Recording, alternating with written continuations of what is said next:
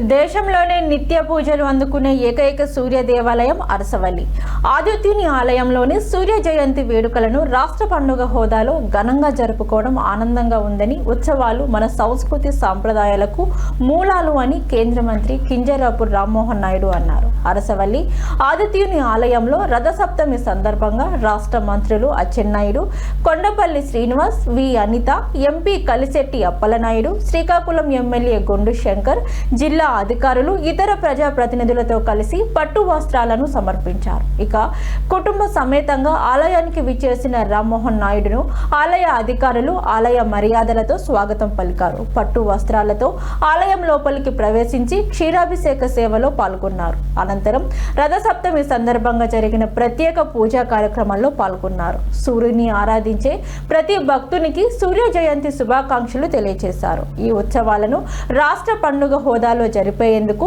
ముఖ్యమంత్రి నారా చంద్రబాబు నాయుడుకు ధన్యవాదాలు తెలిపారు. మరొక మాట లేకుంటే పిలిచింది అంటే నేను పిలిచానని అనుకోవట్లేదు. స్వామివారి స్వయంగా అవకాశం ఆయనకి కల్పించారు.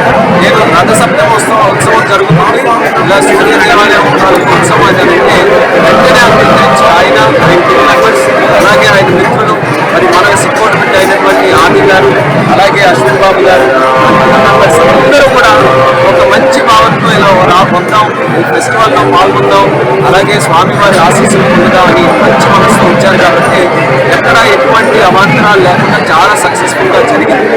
ఇంత ప్రయత్నం మేము ఎందుకు చేస్తున్నాము, ఒక ఆలయం మీద మనం ఇంత దృష్టి ఎందుకు పెట్టాలి, ఇలా ఉత్సవాలు ఎందుకు చేయాలి, ఇది మన చరిత్ర, ఇది మన సంపద, ఇదే మన మూలాలు. ఇది లేకపోతే మనం భవిష్యత్తులో ఎక్కడ వెళ్తామో. నేను దావోస్ కూడా ఏంటంటే వరల్డ్ ఎకనామిక్ ఫోరంలో స్విట్జర్లాండ్లో ఉన్నప్పుడు అక్కడ ఫోరంలో ఏంటంటే పెద్ద పెద్ద దేశాలు డెవలప్ అయ్యాయి అనుకుంటున్నారు, కానీ భవిష్యత్తు వాళ్ళకి మార్గం తెలియట్లేదు.